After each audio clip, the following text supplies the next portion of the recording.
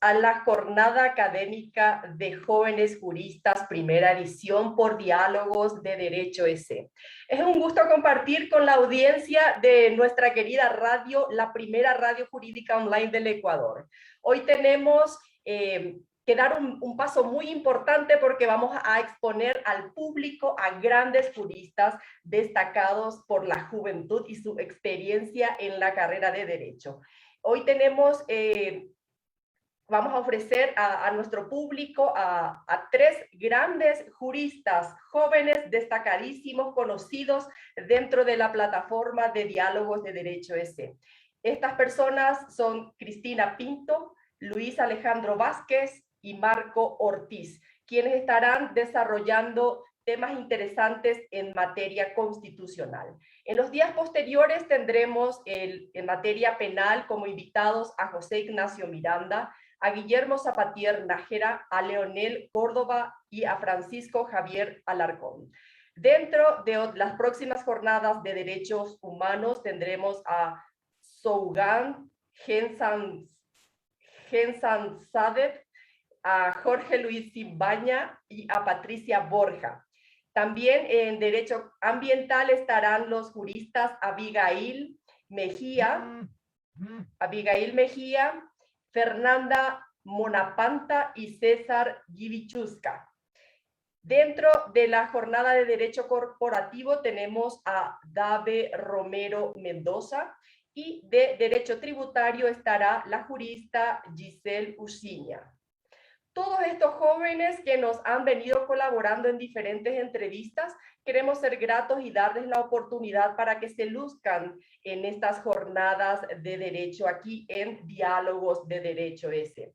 Agradecemos a quienes están auspiciando este evento, al Club IPEM de Argumentación Jurídica, al Colloquium Ecuador, al Ex Academia, al Gran Libro Jurídico y a Olor a Café.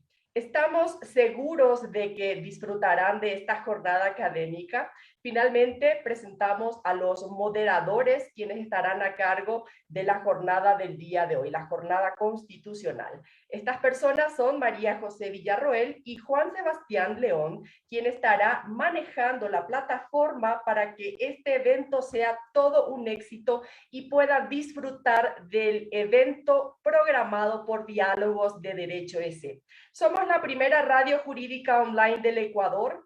Aportar a la academia es nuestro principal objetivo, señores. Bienvenidos todos a esta jornada y les cedo la palabra a Juan Sebastián León y a Victoria Villarroel González. Muchas gracias, Fátima. Muy buenas noches con todos. Muy buenas noches, María Victoria. Es un gusto para mí poder volver a compartir con la radio jurídica Diálogos de Derecho EC. Y es un gusto poder presentar a tantas personas que, como el mismo evento lo dice, son jóvenes, con los que nos van a poder compartir todo su conocimiento. Buenas noches, María Victoria. Muy buenas noches, Juan Sebastián. En efecto, contamos con juristas del más alto nivel y nuestra primera ponente será la doctora María Cristina Pinto con su tema Resolución Judicial frente al discurso judicial. María Cristina Pinto es litigante en materia constitucional, administrativa y penal, abogada de los tribunales y juzgados de la República del Ecuador por la Universidad Central del Ecuador y candidata a máster en Derechos Constitucionales, Humanos y Ambientales por la Universidad de los Hemisferios, con estudios sobre justicia en la Universidad de Harvard y sobre trasplante de órganos, desafíos éticos y jurídicos en la Universidad Autónoma de Madrid. Ha dado ponencias en materia constitucional y penal en Fuerzas Armadas y universidades del Ecuador. Tiene experiencia en el sector público y privado. Además es coautora del Código Orgánico Integral Penal comentado, tomos 1, 2 y 3, publicados por la Corporación de Estudios y Publicaciones. Con esta introducción damos la bienvenida a la doctora María Cristina Pinto. Le recordamos a la ponente que tiene 30 minutos para realizar su exposición. Bienvenida, María Cristina. Muy buenas tardes, muchas gracias por la invitación a Diálogos de Derecho EC. Es un honor poder participar y compartir con todos ustedes lo que hemos podido ir aprendiendo en este ejercicio profesional, en la investigación también de todos los temas que nos competen como abogados. El tema que yo he elegido es la resolución judicial frente al discurso judicial. A pesar de estos parecer dos temas diferentes y que tienen un espacio bastante profundo entre sí, es importante analizarlos en ese contexto, toda vez que los dos nos permiten ir ampliando el conocimiento y, por supuesto, el criterio de lo que nosotros creemos que es una resolución judicial. Debemos empezar por olvidarnos y dejar atrás ese pensamiento de creer que una resolución judicial, que una sentencia es una parte más, una pieza procesal más dentro de un proceso judicial. Es importante también considerar qué es lo que distingue, cuál es la apreciación que debemos darle a estos dos temas y por qué son importantes en el análisis que debemos tener los abogados, no solo litigantes, sino en todas las funciones que realicemos. Primero, es importante establecer que cuando nos referimos a una resolución judicial a lo interno, acá en Ecuador, nosotros partimos desde lo que nos establece la norma, es decir, ¿qué debe contener una resolución judicial? La norma nos da una serie de elementos, nos establece una estructura de lo que compone una resolución judicial y que esta estructura viene formada a través de elementos formales y de fondo. Pero cuando nos ponemos a analizar en efecto cuáles son estos elementos de fondo que le dan sentido a la resolución judicial, es decir, apartarnos de estos elementos formales, evidenciamos que lo primordial es la motivación. Esta motivación que ha sido desarrollada a través de jurisprudencia en el Ecuador y que creemos que es la parte medular y tal vez el único momento en el que esta resolución judicial puede ser analizada a profundidad en cuando nos referimos al contenido de la misma. Pero cuando analizamos a la resolución judicial bajo estos parámetros normativos, es decir, solamente como esta estructura de elementos y como este componente principal, que es la motivación, dejamos de lado un sinnúmero de elementos que componen en realidad este resultado del proceso judicial. Cuando analizamos únicamente la resolución judicial como tal, nos referimos a ese momento procesal y dejamos de lado y nos olvidamos de todo lo que ha sido el trayecto para llegar a este resultado, para obtener esta conclusión que la conocemos como resolución judicial. Parte de romper este análisis que hemos tenido a través de la historia de lo que es la resolución judicial implica ir justamente rompiendo estos conocimientos, ir aperturando el criterio hacia otros elementos. Es decir, entender que cuando hablamos de una resolución judicial, realmente nos encontramos frente a un discurso judicial. Es decir, nos encontramos frente a una postura de un individuo que, revestido de esta potestad jurisdiccional, emite una resolución respecto de un proceso. Pero ¿cuál es la diferencia entonces entre los elementos de una resolución judicial y de un discurso judicial? Pues son los siguientes. Primero, como digo, precisar que en la resolución judicial, si nosotros hacemos un análisis estrictamente a lo interno de lo que nos establece la norma, ya sea a través del Código Orgánico General de Procesos o a través del Código Orgánico Integral Penal, nos da ciertos elementos estructurales de lo que lo compone. Sin embargo, si queremos profundizar en realidad ¿qué es un discurso judicial? ¿Qué es de este resultado en realidad? Más allá de una parte final del procedimiento, es importante centrarnos en el discurso judicial. Yo he preferido hacer este análisis desde dos puntos importantes.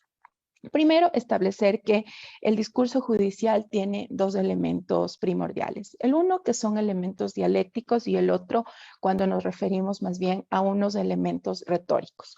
Cuando hablamos de elementos dialécticos, estamos hablando necesariamente de elementos que han requerido la aplicación de cierta metodología. Mientras que cuando hablamos de elementos retóricos, nos referimos más bien a elementos que pueden ser un poco más subjetivos, de criterio, y que ya están más inherentes al juez como individuo. Cuando hablamos entonces de estos elementos dialécticos que se aplican a través de herramientas metodológicas, me refiero, por ejemplo, al razonamiento, a la interpretación, al cuestionamiento y al diálogo. Sin embargo, precisar que este último, el diálogo, puede ser también considerado un elemento retórico. Sin embargo, vamos a avanzar en estos elementos para poder comprender entonces la funcionalidad del discurso. Cuando nosotros analizamos a este resultado del proceso desde la funcionalidad, entendemos que no nos encontramos frente a una pieza más del proceso, sino que estamos frente a, como les he mencionado, a un discurso judicial, es decir, que debe cumplir con varias funciones, ¿sí? Y vamos a ver también cuáles son estas funciones del discurso judicial. Empezar por el razonamiento. Cuando hablamos del razonamiento en un discurso judicial, estamos refiriéndonos a la actividad que realiza el juzgador, ¿sí? Pero, ¿qué es este razonamiento? El razonamiento es la justificación de las razones que tiene el juez para establecer cierto resultado. A lo largo de la historia y en la actualidad incluso se establece que el razonamiento viene a ser este ejercicio lógico, este ejercicio de la razón, a través del cual se establece una serie de premisas que nos permiten llegar a una conclusión. Si nos basamos en esto, volveríamos entonces a establecer que la resolución judicial con una buena motivación está completa.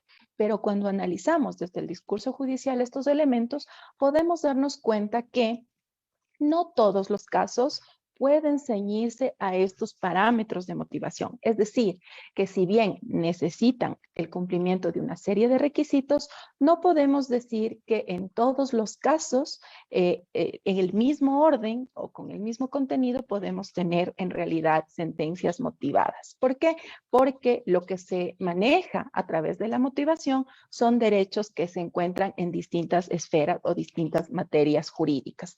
Por ejemplo, no podemos comparar la motivación que debe existir en una resolución administrativa, por ejemplo, producto de un procedimiento administrativo sancionador, como la motivación que debe haber en un proceso judicial penal. ¿Por qué? Porque los derechos que se encuentran en curso, tanto en un proceso como el otro, son distintos y la justificación debe ser distinta. Es decir, que no basta simplemente con decir que el razonamiento es el adecuado, porque entonces nos encontraríamos frente a resoluciones que parecieran que se encuentran debidamente justificadas. Es por eso importante hacer este análisis desde la funcionalidad del discurso judicial y desde estos otros elementos que vienen a abonar y a permitirnos comprender lo que es en realidad un discurso judicial. Entonces, cuando hablamos del razonamiento, decíamos que existe la costumbre de que el juzgador establezca silogismos que le permitan llegar a una conclusión. Premisa mayor, premisa menor y llega a una conclusión. Es decir, que tenemos la premisa fáctica, la premisa normativa y llegamos a la conclusión. Pero, ¿qué es lo que sucede?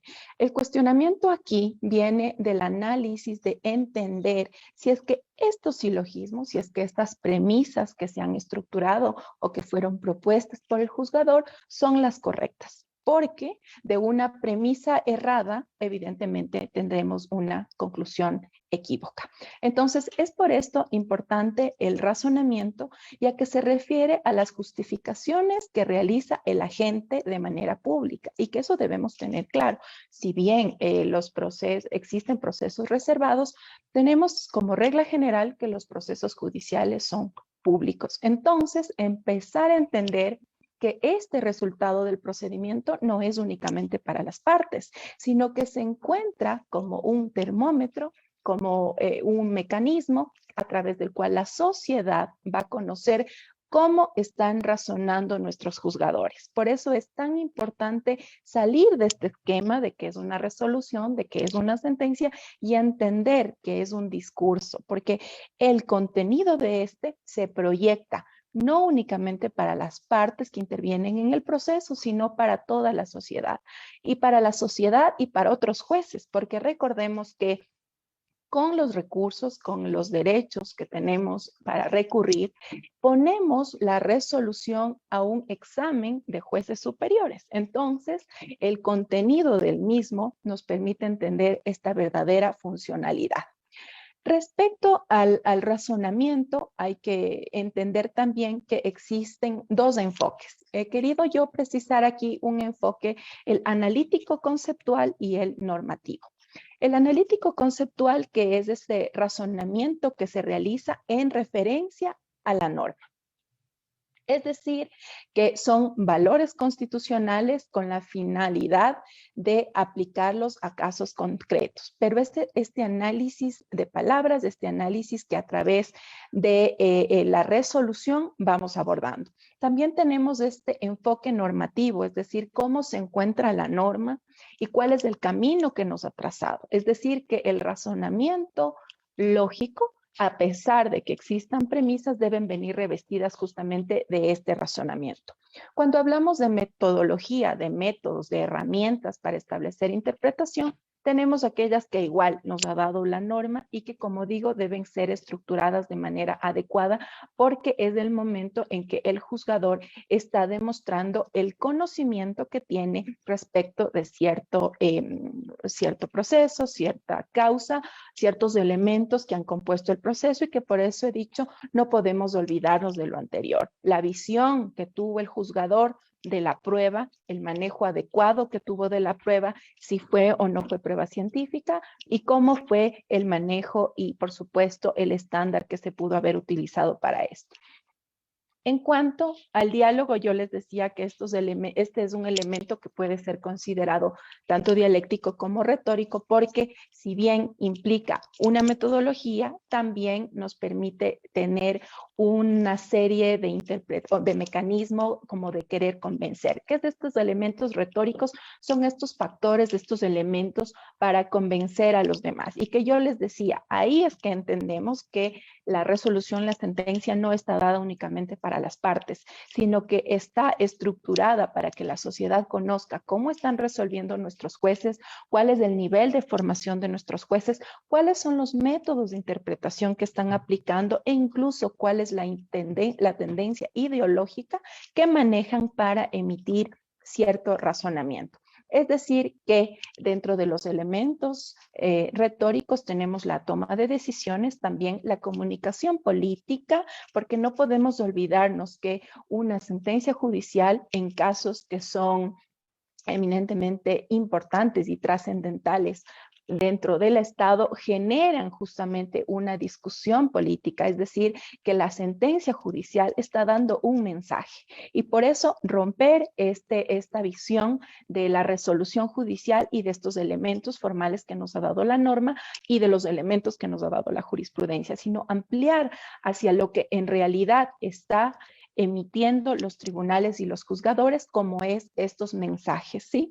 Es decir, que cuando nos encontramos en estos elementos retóricos, tenemos el trasfondo de la resolución de este discurso, que es cuál es la decisión, si fue adecuada, cómo la miden, cómo la entienden, y no nos olvidemos además que toda esta justificación, ya sea dialéctica o retórica, es una manera a través de la cual la sociedad conoce que en efecto se ha buscado o bien la verdad o se está tratando de hacer justicia como uno de los valores que nos establecen dentro de lo que es el derecho y de los procesos como uno de los fines. Pero sobre todo entender este fondo, ¿no? Que tenemos un discurso retórico judicial, es decir, que no es únicamente un compuesto de silogismos, una conclusión, un resumen de lo ocurrido en el proceso, sino que estamos evidenciando y emanando un mensaje para toda la sociedad. Es además importante señalar que a través de estos discursos también los jueces tienen la oportunidad de dictar reglas. Es decir, que a través de esto estamos generando la funcionalidad de los discursos judiciales. Es decir, cuál es la función en realidad que están realizando las cortes, los tribunales, los jueces. Olvidarnos simplemente que es una resolución más, sino que están generando justamente temas que incluso pueden ser abordados y que otros jueces pueden utilizarlos como referencia para poder avanzar en estos nuevos criterios de interpretación. Entonces, en virtud del tiempo, este es un tema realmente profundo y deberíamos profundizar un poco más, pero en honor al tiempo, sí dejarles simplemente con esta tarea de profundizar cada día e ir rompiendo estos esquemas de la visión que tenemos por resolución judicial y empezar a entender al proceso en su integralidad, pero sobre todo la funcionalidad de esta conclusión del final del proceso, por decirlo así, como uno de los mecanismos para llegar a la ciudadanía. No nos olvidemos, y como yo digo, que el discurso judicial en realidad es un mensaje que le estamos dando a la ciudadanía, que le estamos dando a los medios de comunicación y que le estamos dando incluso a la política, y que a través de la toma de decisiones que tienen los juzgadores estamos emitiendo un mensaje de cómo se encuentra la justicia, de cómo se está manejando la verdad en nuestro país. Entonces, en honor al tiempo, yo les agradezco por su atención y pues ojalá tengamos la oportunidad de profundizar un poco más en cada uno de estos elementos para que podamos también cada día tener nuevas interrogantes e ir generando nuevos temas de investigación. Ha sido un honor y les agradezco mucho por su atención.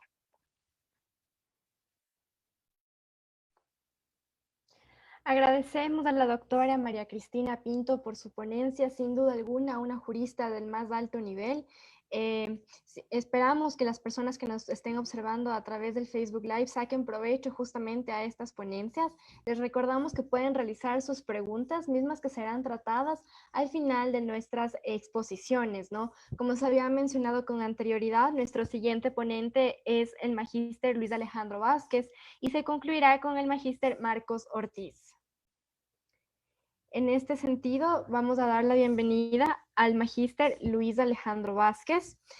Como ustedes saben, Diálogos de Derecho EC ha sido fundado por Luis Alejandro, por lo que obviamente es un académico de muy alto prestigio. Y sin duda alguna, su ponencia titulada La motivación, análisis doctrinal y jurisprudencial será un aporte invaluable para la academia. Así voy a proceder a desarrollar un poco el perfil de quien es el magíster Luis Alejandro Vázquez. Luis Alejandro Vázquez es fue bachiller en el Colegio San Francisco de la ciudad de Ibarra. Es abogado por la Pontificia Universidad Católica del Ecuador, con sede Ibarra. Se graduó en la maestría de investigación en Derecho, mención Derechos Constitucionales, Humanos y Ambientales.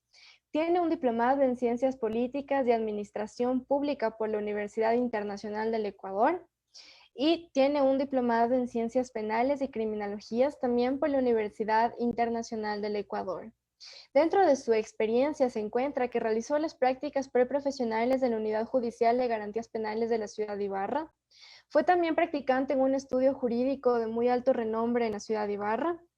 Y tiene experiencia de 3 años de libre ejercicio en la profesión en materia constitucional, penal, familia y laboral. Es el fundador de Diálogos de Derecho EC, la primera radio jurídica online. También fundó Cyber Prevention y actualmente es miembro de Diacronía EC. Siendo este su currículum, ya habiendo establecido el gran y extenso perfil profesional de nuestro magíster Luis Alejandro Vázquez, le doy la más cordial bienvenida con su tema La motivación, análisis doctrinal y jurisprudencial. Se le recuerda al ponente que tiene 30 minutos de exposición. Bienvenido, Luis. Muchas gracias, María Victoria. ¿Cómo estás? Qué gusto saludarte. Igualmente, buenas noches. Gracias por la presentación, muy amable de tu parte.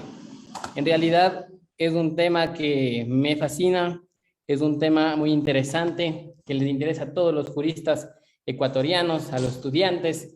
Es un tema que ha tratado de ir evolucionando a lo largo del tiempo. Se puede decir que hay numerosos pronunciamientos de la Corte Constitucional del Ecuador. Y esto es interesante, porque ya vemos que ya hay una evolución del concepto como tal. Si voy a destacar el concepto, la motivación de la sentencia constituye la parte medular que todo juzgador debe fundamentar bien sus explicaciones en la parte dispositiva del fallo. ¿Qué quiere decir esto? Debe haber una construcción de la premisa menor con la premisa mayor del silogismo y de la actividad de subsumir los hechos concretos en el supuesto abstracto de la norma. Actividades intelectuales que son necesarias constar dentro del cuerpo de la decisión, como lo manifestaría José García Falconi dentro de sus estudios. A la par, debemos destacar que es importante mencionar acerca de los pronunciamientos de la doctrina. Carneluti señala con sencillez: la motivación de la sentencia consiste en la construcción de un razonamiento suficiente para que de los hechos que el juez percibe, un hombre sensato pueda sacar la última conclusión contenida en la parte dispositiva. La motivación está impuesta para que muestre el juez que ha razonado. Vemos que los jueces son seres humanos y que tienen profundos pensamientos a la hora de decidir respecto a un caso. Si vamos a mencionar, un juez de lo penal va a analizar de una manera, un juez constitucional de otra manera, pero siempre deberán cumplirse los requisitos de la motivación. Dependiendo del caso, habrán que hacer los respectivos requisitos para que de esa manera exista una adecuada motivación. Ahora, ese proceso mental que exterioriza un proceso intelectivo que impone al juez pronunciarse de alguna manera, de alguna determinada manera. Si vamos a destacar lo siguiente, Fernando de la Rúa señala: la motivación de la sentencia constituye un elemento intelectual de contenido crítico, valorativo y lógico, que consiste en el conjunto de razonamientos de hecho y de derecho que el juez apoya dentro de su decisión. Ahora, hay una finalidad endoprocesal y una finalidad extraprocesal. Ya dentro de la finalidad endoprocesal, debemos mencionar que está la garantía de defensa, es decir, dentro del artículo 76, numeral 7, literal L, hablamos de la motivación, pero esta es una garantía que está dentro del derecho a la defensa y es necesario mencionar que debe haber una adecuada motivación debido a que vemos que es el trabajo del juez, pero por otro lado también existe una función extraprocesal con una garantía de publicidad. La publicidad es un principio que está dentro del Código Orgánico Integral Penal. Entonces es necesario tener un entendimiento respecto a la doctrina y sobre todo dentro de lo que es la motivación. Ahora, si bien es cierto, como les decía, el artículo 66, numeral 7, literal L, dice: las resoluciones de los poderes públicos deben ser motivadas. No habrá motivación si en la resolución no se enuncian las normas o principios jurídicos en que se funda y no se explica la pertinencia de su aplicación a los antecedentes del fallo. Esto es común en algunos actos administrativos a nivel nacional emitidos por los diferentes ministerios. Se ha evidenciado una falta de motivación. Incluso hace pocos meses yo vi un comunicado, un memorándum que hacían en uno de los ministerios de la cartera de Estado del gobierno anterior, en el cual daban a conocer de que había algunos casos en los cuales no se había motivado de una manera correcta, y eso es por lo que resultó una cantidad de acciones, protecciones ganadas en contra de ese ministerio. Entonces, son situaciones que preocupan, ¿no? Porque, si es cierto, estos actos deben ser motivados, caso contrario, vendrá la nulidad de estos casos. Ahora, vamos a ver que el debido proceso como tal, que contiene la garantía de motivación, se lo deben tener en conjunto. No solo basta ir al artículo 76, numeral 7, literal L, sino que también se debe comprender el significado del sistema procesal en el artículo 169, que es un medio para la realización de la justicia. Las normas procesales consagrarán principios de simplificación, uniformidad, eficacia, inmediación, celeridad y economía procesal, y harán efectivas las garantías del debido proceso. No se sacrificará la justicia por una sola omisión de formalidades. Pero esto debemos decir de que no debe quedar en teoría, sino también se lo debe llevar a la práctica, porque en realidad se puede evidenciar algunos casos, tanto en materia constitucional como en materia penal, en la que me dedico a las dos, en las cuales se evidencian que no hay una debida motivación. Nos encontramos frente a casos de acciones de protección en las cuales ha habido situaciones en las que los ciudadanos se han visto vulnerados del derecho a la motivación. Asimismo, ha habido casos en los que ciudadanos que han sido procesados y han sido sentenciados, no ha habido una debida motivación en la sentencia de los tribunales de garantías penales. Si bien es cierto, se debe destacar que también hay excepciones, que hay unas sentencias brillantes que tienen una motivación, pero estupenda, ¿no? Entonces, Si bien es cierto, ustedes pueden revisar en el Código Orgánico Integral, como también en la Ley Orgánica de Garantías Jurisdiccionales y Control Constitucional, cada uno en su respectiva materia, en las cuales contiene la garantía de motivación. Para destacar, la motivación en la materia penal, el artículo 621 del Código Orgánico Integral Penal, en su inciso primero, en la sentencia, establece que luego de haber pronunciado su decisión en forma oral, el tribunal reducirá a escrito la sentencia en la que deberá incluir una motivación completa y suficiente tanto en lo relacionado con la responsabilidad penal como la determinación de la pena y la reparación integral de la víctima o desestimación de estos aspectos. Ahora, como ustedes ven, dentro de los elementos del delito está la existencia de la infracción y por otro lado la responsabilidad del procesado. Entonces, deben haber las pruebas respecto a estos dos elementos para poder acusar a una persona y sentenciarla. Caso contrario, no se va a poder sentenciar a una persona porque goza de la presunción de inocencia, incluso no ha habido los elementos y las pruebas en el transcurso del juicio para determinar que esa persona es culpable de determinado delito. Hace poco tiempo me llegó una sentencia de 100 hojas del Tribunal de Garantías Penales de Imbabura, en el cual por un delito de asesinato hubo una adecuada motivación. Se vio que los jueces son de una alta categoría, son intelectuales que han sabido llevar a cabo esa parte dispositiva de la sentencia. Lo han sabido manejar bien. Entonces, no es que porque tenga 100 hojas la sentencia va a tener una amplia motivación. No, se debe concluir que debe haber los razonamientos y debe haber ese proceso intelectual que conlleve entre los hechos y el derecho llegar a la conclusión. Ahora, destacar también que la motivación ha sido tratada a nivel internacional. El digesto de la Corte Interamericana de Derechos Humanos es una herramienta súper interesante que les invito a revisar, porque no solo habla de las garantías judiciales, sino también habla de otros derechos que corresponde a cada ciudadano y también hacer un análisis del control de convencionalidad, que el Ecuador tiene una responsabilidad internacional frente a los instrumentos internacionales. Pero aquí destacar el deber de la motivación, que se ha pronunciado la Corte Interamericana de Derechos Humanos en sus respectivos casos. En el caso de trabajadores cesados, Petroperú versus Perú, se determinó que se debe conocer cuáles son los derechos, los motivos y normas en las cuales se basó el órgano que los dictó para tomar una decisión, de modo que se pueda desechar cualquier indicio de arbitrariedad. Por otro lado, el caso Apitz Barbera y otros, Corte de Primera de lo Contencioso Administrativo versus Venezuela, acá hay otro análisis interesante que dice: protege el derecho a los ciudadanos de ser juzgados por las razones que el derecho suministra y otorga credibilidad de las decisiones jurídicas en el marco de una sociedad democrática.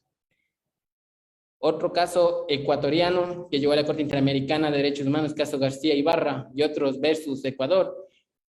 La argumentación de un fallo y de ciertos actos administrativos debe permitir conocer cuáles fueron los derechos, motivos y normas en que se basó la autoridad para tomar su decisión, a fin de descartar cualquier indicio de arbitrariedad. Pero hay enfoques que la Corte Interamericana de Derechos Humanos ha hecho un análisis respecto a los casos relacionados con la niñez y adolescencia, a los casos penales, a los casos disciplinarios.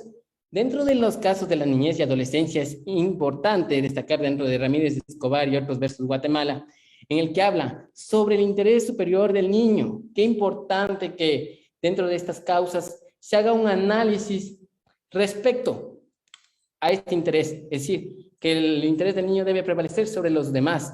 Esto ha sido reconocido por instrumentos internacionales, pero también por nuestra Constitución. Hablamos del superior del niño, así que también como los informes del Comité de los Derechos del Niño, en el que también hace un análisis respecto al interés superior del niño en su fase sustantiva, adjetiva y procesal. Entonces, es interesante analizar esa observación general número 14 del Comité de los Derechos del Niño. Ahora, dentro de los casos penales, en Armegheim y otros versus Costa Rica, se debe analizar y se debe desarrollar dentro de esta motivación que se debe tratar de asegurar el principio de presunción de inocencia, ya que permite que se vea sometido al poder penal del Estado comprender las razones por las que fue posible obtener convicción sobre la imputación y la responsabilidad penal. Como yo les decía a un inicio, hay dos elementos dentro del delito: la existencia de la infracción y la responsabilidad del procesado. Imagínense, si no hay pruebas, ¿cómo se va a sancionar a una persona inocente? Eso sería una arbitrariedad y sería una injusticia. Por otro lado, los procesos disciplinarios.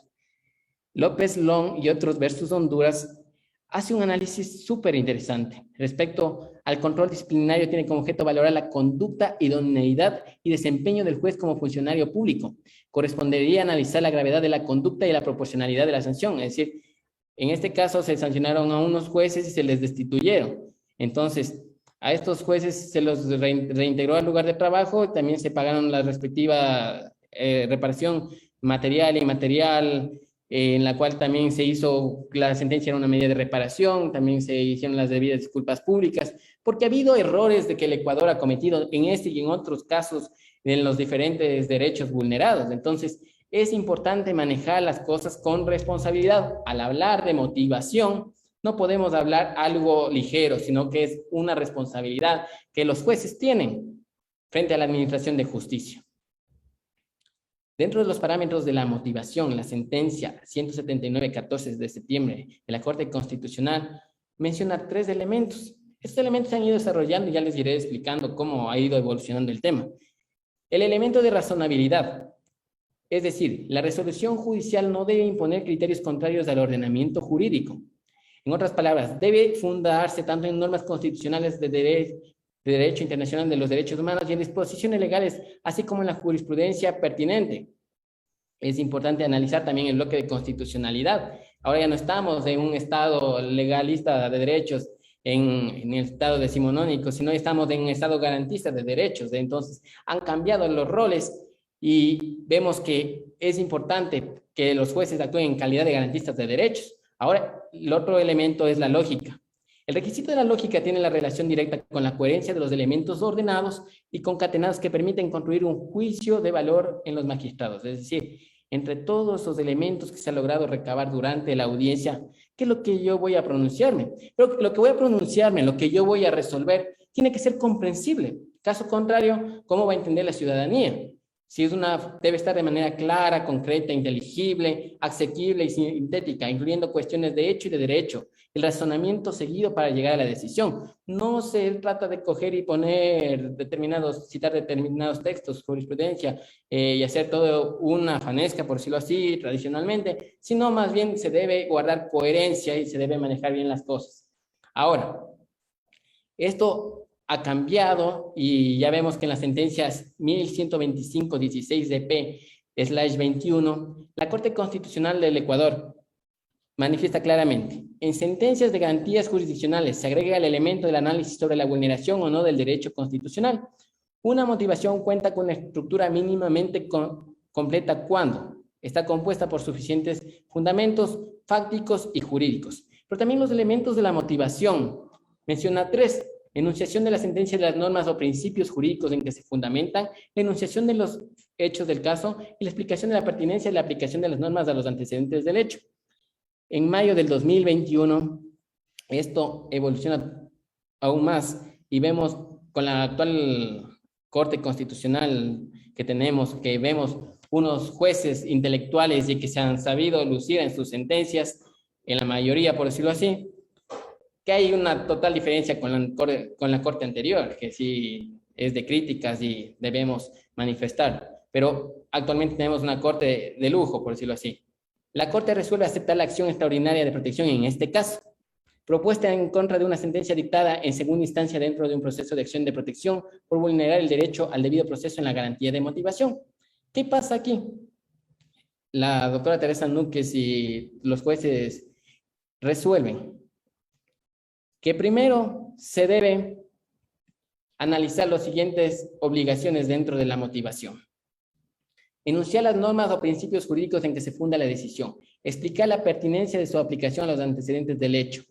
Pero lo que se incorpora es realizar un análisis para verificar la existencia o no de la vulneración de los derechos. Si en dicho análisis no se verifica la existencia de vulneraciones de derechos, sino más bien conflictos de orden infraconstitucional, le corresponde al juez determinar cuál es la vía.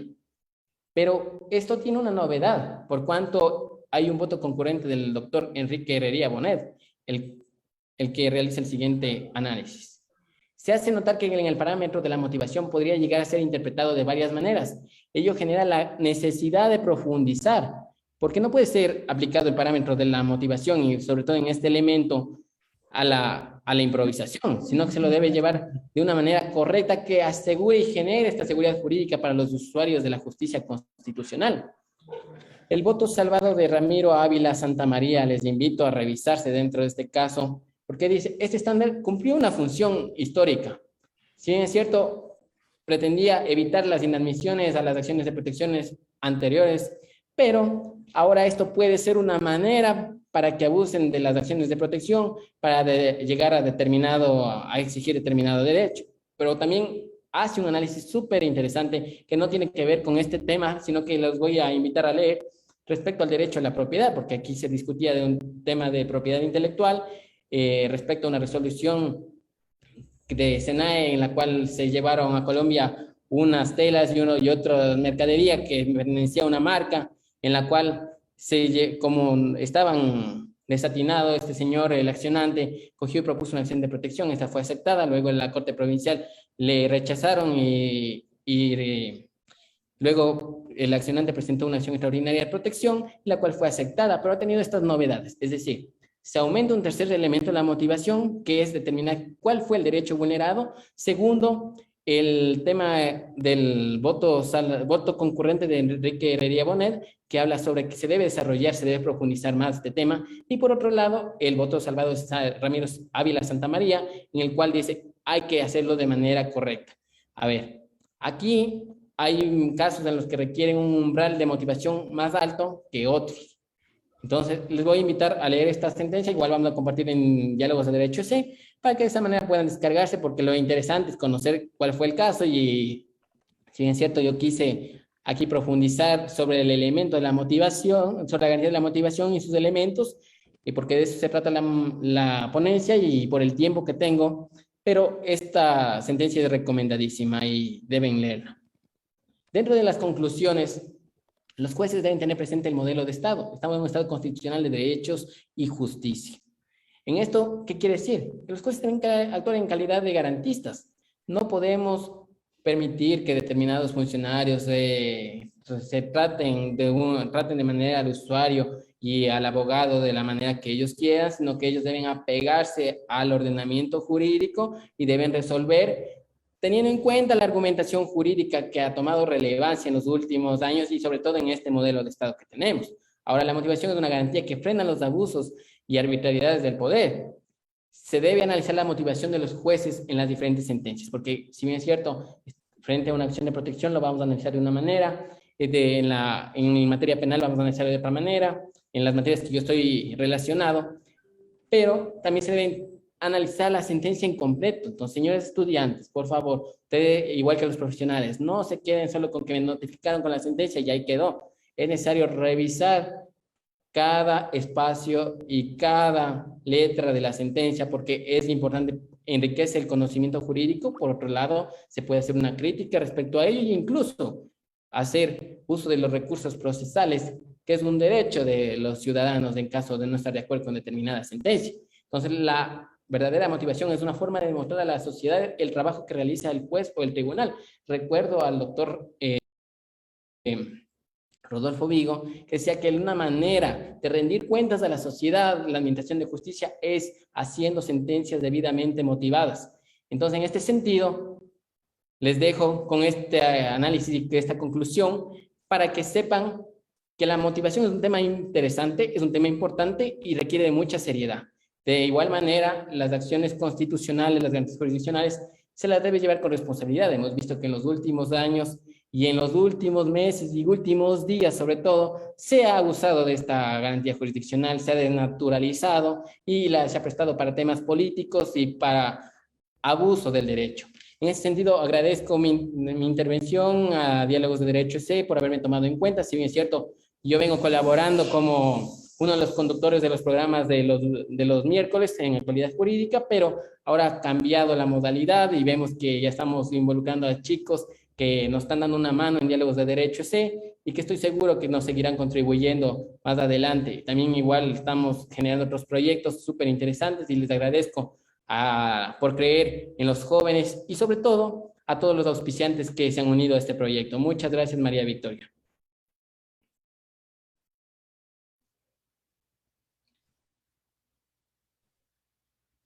Muchas gracias, Luis. Sin duda tu exposición ha sido un gran aporte para la academia. Nuestro siguiente ponente es el abogado Marcos Ortiz con su tema El control de constitucionalidad en el Ecuador. El abogado Marcos Ortiz es abogado por la Universidad Central del Ecuador, maestrante en Derecho Constitucional en la Universidad de Sevilla, España, integrante de colectivos de defensores de derechos humanos, abogado del Estudio Jurídico Integral y asesor legislativo en la Asamblea Nacional del Ecuador. Bienvenido, Marcos. ¿Qué tal? Un gusto. Buenas noches con todos y todas. Bueno, reitero mi agradecimiento por el espacio. Siempre poder participar de espacios académicos respecto del derecho constitucional es bastante bueno. Y bueno, asimismo compartir con tan buenos ponentes que me han precedido en la palabra, ¿no? Procedo a compartir mi pantalla para comenzar con mi tema y que me confirmen si ya se ve mi pantalla. Sí, ya pueden visualizar mi pantalla. Sí. Muchas gracias. Listo, bueno, hablemos un poco de control de constitucionalidad en el Ecuador. Para eso, siempre comienzo con una frase respecto del tema. Me gusta ser un poco coherente respecto de mi intervención. En ese sentido, quiero que tengan en mente esta frase: el Estado es el principio de igualdad, que lo acuña Pérez Royo en su libro de Manual de Derecho Constitucional. Y comienzo con lo que daré dentro de la exposición. Hablaremos un poco del principio de igualdad, precisamente, posteriormente el control de constitucionalidad o control constitucional de manera jurídico-técnica respecto de la dogmática que existe actualmente, tanto a nivel europeo cuanto a nivel latinoamericano. Y finalizaremos con el control constitucional en el Ecuador, a breves rasgos, y también con un análisis de un caso práctico muy breve respecto de cómo se materializa ya el control de constitucionalidad, ¿no? En ese sentido, vamos con el primer tópico. El principio de igualdad lo concibe, por ejemplo, el jurista Pérez Royo de la siguiente manera: como una técnica de gestión de las diferencias, y en ese sentido reconoce al ser humano como un ente que tiene dos partes, ¿no? El primero, la parte antropológica, y segundo, la parte política. En base a eso, la configuración de los estados-nación modernos parten de este sentido, de que la igualdad trasciende a todos los aspectos sociales, económicos y demás, pero cuando realmente se manifiesta o se materializa el principio de igualdad, al menos respecto de un momento específico en el que realizamos nuestra acción social, es en el momento que ejercemos nuestro derecho al sufragio y estamos frente a una urna expresando la voluntad y construyendo lo que ya en doctrina se conoce como voluntad popular para legitimar a las autoridades de elección popular. Esa es la máxima materialización del principio de igualdad, pero que tiene una lógica de dinámica jurídico constitucional y de construcción del poder bastante interesante, ¿no? Asimismo, el principio de igualdad hace posible el derecho, pasa de una lógica de coexistencia a una lógica de convivencia, y asimismo reafirma la existencia de relaciones jurídicas, ¿no? Sin el principio de igualdad, sin esta premisa de un contexto en el que los seres humanos que viven en un determinado estado, en este caso bajo un ordenamiento jurídico determinado, son iguales, no serían posibles las relaciones jurídicas, y es a partir de eso que, por ejemplo, tenemos el derecho laboral, donde existe una aplicación de estas diferencias a partir del derecho, por ejemplo, al trabajo, el derecho a la seguridad social y demás, y construyes toda la teoría del derecho laboral y todo el ordenamiento jurídico pertinente o la normativa pertinente a eso. Igualmente con el derecho civil, el derecho penal y demás. Entonces, como podemos ver, es un eje transversal, y más bien solo quería tener como este punto de partida para aclararlo y ver cómo se va configurando a través de esto el control constitucional. En ese sentido, el principio de igualdad nos ayuda a conseguir nosotros conocemos como democracia, la democracia en sentido formal y material, como bien lo mencionaba quien me antecedió en la palabra. Estamos en un estado hoy por hoy constitucional de derechos y justicia, evidentemente en el Ecuador, como lo hemos denominado, pero en América Latina y en general en Europa a partir de la Segunda Guerra Mundial, tenemos precisamente la constitucionalización de los estados y de los ordenamientos jurídicos. Esto a partir de esos límites formales y materiales que los hemos dado a los legisladores para que no vuelvan a ocurrir temas ligados a la crítica situación del principio de legalidad que hubo en el siglo pasado, ¿no? En ese sentido también ¿Cuál es la máxima dentro de nuestro Estado constitucional actual? Las constituciones son normas jurídicas, son derivadas del poder constituyente, pero a su vez tienen aplicación directa. En ese sentido, tenemos una división de poderes, como ya lo sabemos, en el Ecuador bastante singular, con 5 poderes del Estado, pero nos centraremos nosotros en los 3 principales, legislativo, ejecutivo y judicial, para ver cómo se manifiesta el ordenamiento jurídico y el principio de igualdad en torno a la constitucionalidad, ¿no? En este caso, el legislador, ¿qué papel juega? El legislador, parte del poder legislativo en general, ellos tienen principio democrático y a través de esa legitimidad que ganan a través de la construcción, en este caso de las votaciones y la construcción de la voluntad popular, ellos son los únicos entes que pueden gestionar las diferencias con libertad. Ellos tienen contacto directo con la Constitución y los únicos límites que en realidad tienen son los formales, es decir, en cuanto al procedimiento de formación de la ley y en este caso también ya adecuado formal y materialmente también a la Constitución, a los derechos humanos e instrumentos internacionales de derechos humanos. ¿Cuál es la dinámica del principio de igualdad en los diferentes poderes del Estado? Son realmente bastante puntuales, lo que aquí quiero dejar sentado. El legislativo tiene una naturaleza política, evidentemente, tiene libertad de gestión de diferencias. El ejecutivo también tiene una naturaleza política, pero cómo realiza sus actuaciones en el ejecutivo, lo que hace el presidente y sus ministros de Estado, lo que hacen es ejecutar la diferenciación legislativa que ya lo hizo el legislador y posteriormente, por ejemplo, si se apartan las políticas públicas o las decisiones que tome el ejecutivo, por ejemplo, a través de actos administrativos y demás, surge una lógica de control a través, por ejemplo, del control de contencioso administrativo que forma parte del Poder Judicial. El Poder Judicial evidentemente ya no tiene una naturaleza política, es una naturaleza jurídica, son abogados elegidos por concursos de méritos y oposición e impugnación ciudadana en la medida de lo deseable posible dentro de nuestro Estado constitucional y ellos aplican la diferenciación legislativa también, pero con un amplio, digamos, entorno, campo de acción, como bien lo decían en la primera intervención, donde la motivación es la forma de legitimar a los jueces y al Poder Judicial en realidad.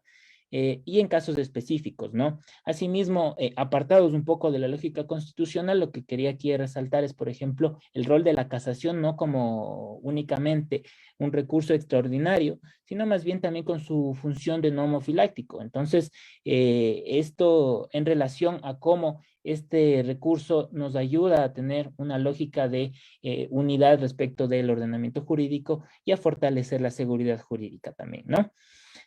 Dicho esto, sí, ya entremos al control de constitucionalidad puro y duro, más bien los antecedentes del derecho constitucional y en específico de este tópico en materia constitucional nos remontan hace 2 siglos. Tal vez este es un caso que los constitucionalistas analizamos siempre dentro del aula y es muy pertinente para explicar cómo funciona, pero yo quería resaltar también el aspecto un poco polémico y hasta político que surge a partir de este tema, ¿no? El caso Marbury versus Madison, donde en líneas generales el tema que surge es que cuando era secretario Marshall no entregó el nombramiento al juez de paz que era Marbury, pero luego cuando el anteriormente secretario, ya se posicionó como juez de la Corte Suprema, en este caso ya el juez Marshall, decidió que la Constitución se aplica por sobre todo el ordenamiento jurídico y negó la solicitud de Marbury para que le den su nombramiento como juez de paz, ¿no? Esto que parecía una salida muy hábil en ese momento y también una habilidad de este gran jurista que fue parte de la Corte Suprema de los Estados Unidos de aquella época, nos revela por primera vez cómo se ejercía el control de constitucionalidad, al menos en el derecho anglosajón, que tuvo gran incidencia inclusive hasta el día de hoy dentro de la formación de nuestro derecho, ¿no? Aquí es lo que yo quería resaltar, que más allá de que ya se haya estudiado este caso bastante largo, los tiempos, ¿no? Este caso surgió entre 1803 a 1805, pero toma recién relevancia nuevamente cuando discutían en la Corte Suprema de los Estados Unidos en 1905, es decir, permaneció bajo el escritorio más de 100 años, evidentemente por incompatibilidades respecto de cómo se administraba en ese momento o cómo se configuraba el sistema judicial pero también para, por ejemplo, sonó muy vanguardista para la época, pero los estados-nación modernos igual lo vienen aplicando desde esa fecha, ¿no? Desde el siglo XX, desde comienzos del siglo XX, el control de constitucionalidad, que evidentemente la definición más reducida que podemos tener es que se aplica la norma suprema constitucional, la Constitución, norma fundamental, en el caso, por ejemplo, de Alemania, con la norma fundamental de Bonn, se aplica sobre el resto de normas. Ninguna norma puede ir contra la norma constitucional, ¿no? En ese sentido, es una superación del principio de legalidad, donde evidentemente solo teníamos un control formal de la configuración normativa, precisamente que hacía el legislador, y nos permite también una lógica de activismo judicial. Hoy por hoy los órganos que ejercen control constitucional, y más aún, por ejemplo, en el Ecuador, la Corte Constitucional tiene un gran atisbo de casos que van dependiendo del lugar y del modelo de control constitucional que puede resolver. Nuestra Corte Constitucional ecuatoriana, por ejemplo, resuelve temas de matrimonio igualitario, temas de, justo el caso que vamos a, tema de violación de despenalización de la causal de aborto por violación o de interrupción voluntaria por la causal de violación en todas las mujeres sin discriminación alguna, y es por eso que hablamos de activismo judicial. Como les mencionaba, la definición más sucinta sería la aplicación de la Constitución sobre cualquier otra norma del ordenamiento jurídico, pero eso agregarle a nuestra realidad ecuatoriana, por ejemplo, en el caso de matrimonio igualitario, no únicamente de la Constitución, porque en ese caso la Constitución decía claramente que el matrimonio mujer, pero se tomó una lógica de control de convencionalidad y también aplicación directa del bloque de constitucionalidad en base a las opiniones consultivas y también de la jurisprudencia del sistema interamericano, y a partir de eso inclusive se propendió a garantizar derechos a los grupos LGBTIQ, ¿no? En ese sentido, otro punto importante para comprender el control de constitucionalidad es la dinámica jurídico-constitucional que existe.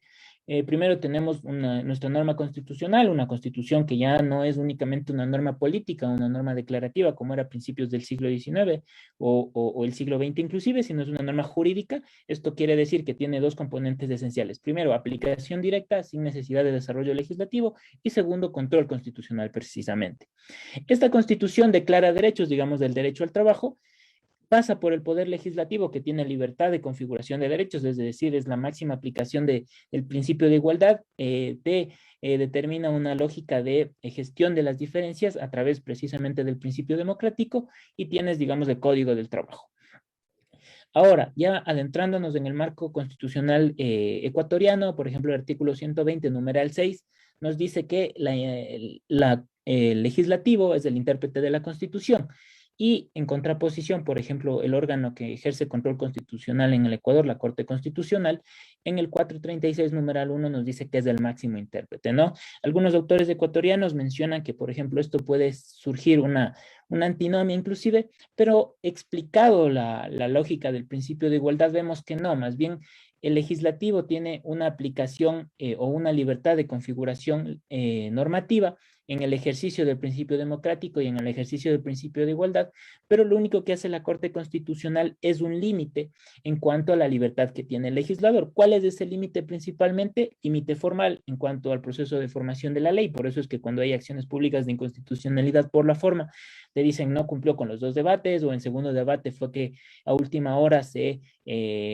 pasó determinado artículo, y también el límite material, y es el que más nos debe importar, el de los derechos humanos y los métodos de interpretación respecto de aplicaciones de principios generales del derecho, ¿no? Principalmente lo que usa la Corte Constitucional en el Ecuador y los órganos que ejercen control constitucional a lo largo de Latinoamérica y Europa, test de proporcionalidad y también ponderación, ¿no? Muchas veces inclusive en una situación dual, pero como podemos ver no existe ninguna antinomia en cada uno de los roles que cumple el legislativo cuanto a la Corte Constitucional. Dicho eso, vamos a ver la clasificación respecto del control de constitucionalidad. Tenemos al menos 5 categorías grandes. La primera es el órgano que controla o que ejerce control de constitucionalidad. Inclusive en el Ecuador, por ejemplo, primero teníamos que a lo largo de la historia era un órgano político el que ejercía el control constitucional, inclusive hasta el 92 si bien teníamos un tribunal de garantías constitucionales, el tribunal de garantías constitucionales tenía facultades porque solo podía, en este caso, suspender la vigencia de la norma, pero era verdaderamente el legislativo quien expulsaba del ordenamiento jurídico a la norma. Entonces, tenemos ahí aquí precisamente un legislativo que ejercía control constitucional, que es uno de los tipos de los órganos que pueden ejercer este tipo de control, pero también tenemos un control difuso, que en este caso va en referencia al Poder Judicial, es decir, que todos los jueces de todos los niveles pueden hacer control constitucional, que es uno de los modelos que pueden existir, pero también el control concentrado, y es el que se aplica mayoritariamente en Latinoamérica. Cuando tienes un órgano competente, en este caso puede ser un tribunal, una corte constitucional, una sala especializada de las Cortes Supremas, como por ejemplo en el caso de Salvador, pero en Ecuador tenemos una corte constitucional que ejerce control concentrado de constitucionalidad desde el 2008, ¿no?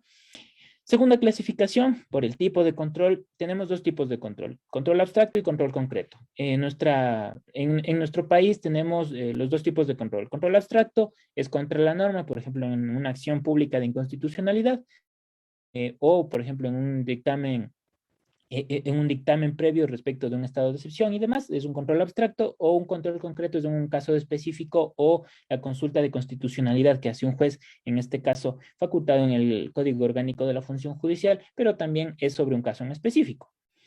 ¿En qué momento se ejerce el control? También es un tema muy relevante para el modelo constitucional. Nosotros tenemos el modelo ex post, es decir, con la norma en vigencia, pero también hay modelos de ex ante, como el italiano. La norma no entra en vigencia y se hace un control ex ante, ¿no?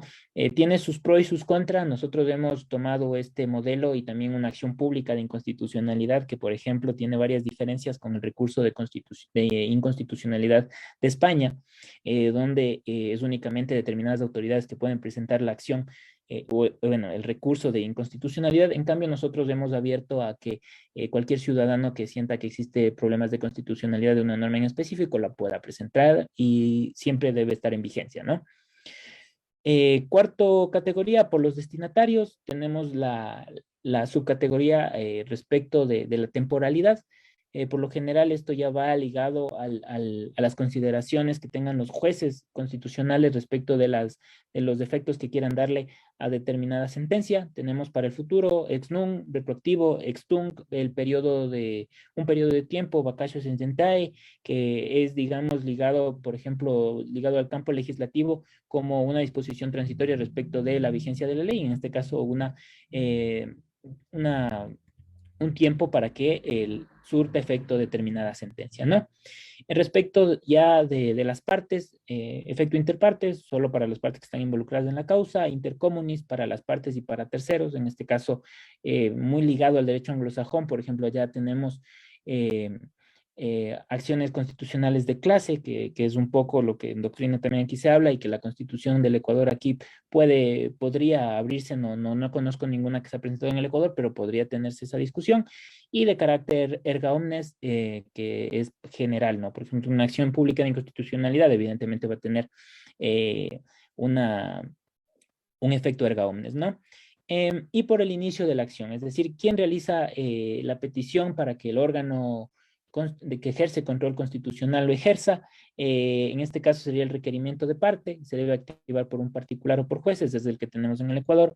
El control por oficio, cuando el órgano encargado no necesita una activación de un particular o de un tercero. Esto no existe en el Ecuador, más allá de la discusión que puede haber respecto del control de constitucionalidad en base a determinadas normas, y te menciona la Ley Orgánica de Garantías Jurisdiccionales que en caso de que una norma conexa sea parte del problema constitucional, se puede expulsar también o ejercer control constitucional sobre ese tema. Yo, a mi criterio, no lo veo como una manifestación del control por oficio, porque evidentemente es algo accesorio a lo principal, que fue un requerimiento de parte, y por ese criterio no lo vería dentro de eso, que en otros ordenamientos jurídicos sí hay como tal un control de oficio. Y el control obligatorio, que en este caso en el Ecuador es cuando la misma Constitución lo determina, ¿no? Nosotros tenemos un control de tratados internacionales antes de que entren en vigencia y ratificación dentro del Ecuador, y también de los estados de excepción, que ha sido ya Vox Populi respecto de cómo, por ejemplo, Lenín Moreno emitía sus respectivos estados de excepción y carecían estos de un marco de derechos humanos, y por lo tanto se les daba de baja a los pocos días que entren en vigor, ¿no? Con este marco, más que todo de índole categórico, vamos a entrar un poco de breves reseñas del Ecuador y ya voy viendo que se me está justo en el tiempo.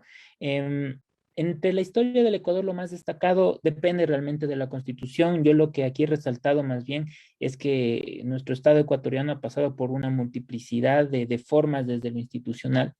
Y lo que más resalta es, por ejemplo, que en 1945 se creó el Tribunal de Garantías Constitucionales, pero tenía facultades muy puntuales. Recién en el 92, cuando se reivindicó el papel del Tribunal Constitucional, y en base a eso, recién desde el 92, el Tribunal Constitucional podía expulsarle del ordenamiento jurídico a las normas. Hasta ese momento, desde el 45 al 92, si bien hacía un control constitucional y podía suspender la vigencia de determinada norma, eh, lo que dependía de expulsar o no era el legislativo. Eh, Desde el 92 ya para acá, sí, ya el órgano que ejerce control constitucional, dígase Tribunal Constitucional, hasta el año 2008, y desde el 2008 para acá, la Corte Constitucional puede declarar la expulsión de una determinada norma del ordenamiento jurídico. Y hoy por hoy el órgano del Ecuador que ejerce control constitucional es precisamente la Corte Constitucional. En ese sentido, una vez que hemos visto todas estas categorías y respecto de las clasificaciones que pueden existir respecto del ejercicio del control constitucional, vamos ya centrándonos en el Ecuador. Por el órgano que ejerce es un control concentrado, lo hace la Corte Constitucional. Por la forma en la que se realiza el control constitucional es abstracto y concreto dependiendo de la garantía constitucional que se ejerza, tanto sea una acción pública de inconstitucionalidad, es control abstracto, una acción extraordinaria de protección, una acción extraordinaria de protección contra decisiones de la justicia indígena es control concreto. Por el momento en que se lo hace, al menos con normas de rango de ley y demás, normas en general, es de ex post, una vez que entran en vigencia. ¿Qué efectos tiene? Eso sí ya es muy variable respecto de las consideraciones que puede realizar la Corte Constitucional en cada caso en específico.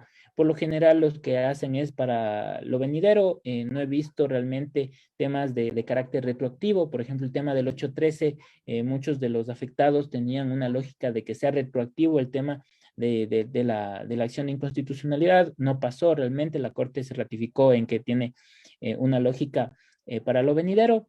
Los destinatarios, por lo general, por ejemplo, si se resuelve una acción pública de inconstitucionalidad, es evidentemente erga omnes, y por una acción extraordinaria de protección, depende realmente del caso. Y para el inicio de la acción, por lo general es a petición de parte, y en casos específicos, consulta de constitucionalidad de los jueces ordinarios basados en el Código Orgánico de la Función Judicial. Y tienen control obligatorio respecto de tratados internacionales, que es una lógica preventiva para, evidentemente, hacer un control constitucional respecto del ordenamiento jurídico y demás tratados que se tengan con determinado instrumento internacional, mientras que los estados de excepción es una lógica represiva, es decir, entra en vigor y posteriormente la Corte Constitucional debe emitir su dictamen en base precisamente a que el decreto de estado de excepción esté bien hecho. En ese sentido, ¿cuáles son las características del control de constitucionalidad en el Ecuador? Se materializa, al menos desde mi punto de vista, de manera más fuerte a través de la acción pública de inconstitucionalidad, resaltando el aspecto de pública, es decir, cualquier ciudadano puede presentar una de estas acciones y a partir de eso promover que el órgano pertinente, en este caso Corte Constitucional, ejerza control constitucional. Y también se materializa también de manera muy fuerte a través de la consulta de constitucionalidad que realiza un juez, ¿no? Un juez ordinario.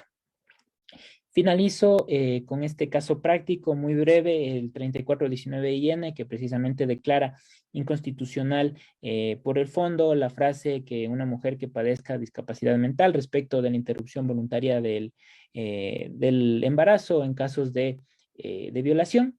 En este caso es más bien un conglomerado de todo lo que hemos visto. Lo que les decía, el principio de igualdad y respecto de la libertad legislativa, nos menciona en el párrafo 104, nos dice: de este modo, la libertad legislativa no es absoluta, puesto que se debe ejercitar dentro del marco de los principios y valores consagrados en la Constitución y en respecto a los derechos constitucionales de las personas, no siendo posible que estos sean vaciados de contenido.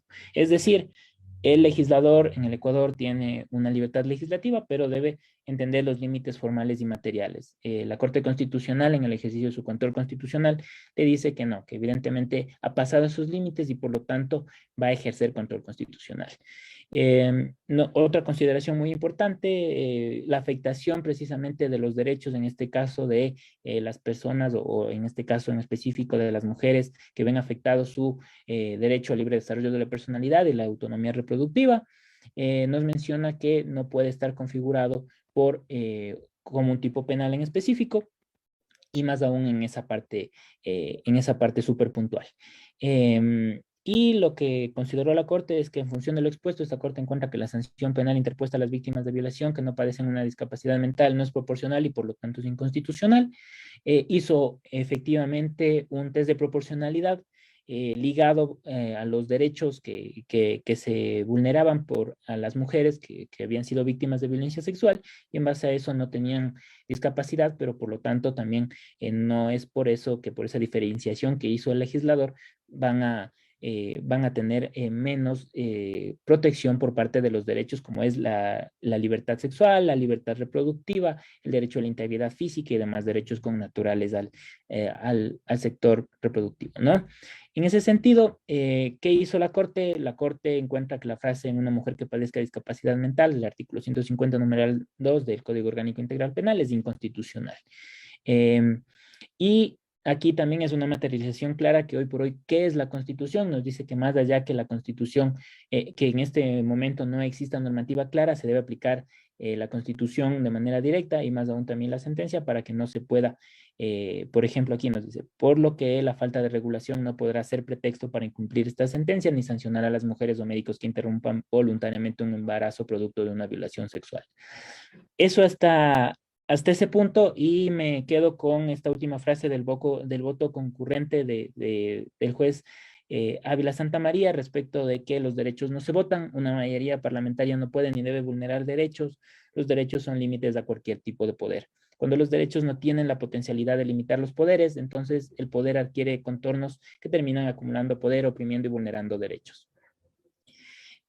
Culmino mi intervención con precisamente lo que había comenzado, que era una lógica un poco circular del tema, y que el Estado es el principio de igualdad. Evidentemente lo hemos visto, el Estado en la construcción de los Estados-nación modernos a partir del siglo XIX, del siglo XX y más aún en el siglo XXI, ya se configura como un Estado constitucional que ejerce control constitucional a través de un órgano pertinente y que a través de eso realiza un control al órgano legislativo que muchas veces puede tener falencias, y precisamente es la lógica de ponerle un freno tanto formal y material.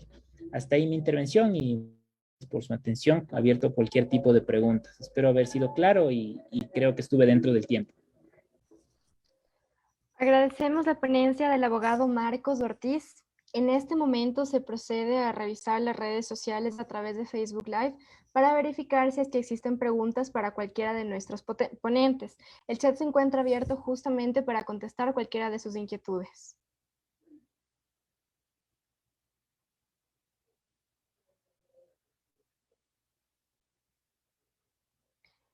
No habiendo preguntas realizadas en el chat, queremos dar las gracias a la doctora María Cristina Pinto, al magíster Luis Alejandro Vázquez y al abogado Marcos Ortiz por tan magistrales ponencias. Ha sido un honor compartir el panel con ustedes. Agradecemos también a quienes nos han auspiciado, al Club IPEN de Argumentación Jurídica, a Coloquium MC, a Lex Academia, el Gran Libro Jurídico y Olor a Café.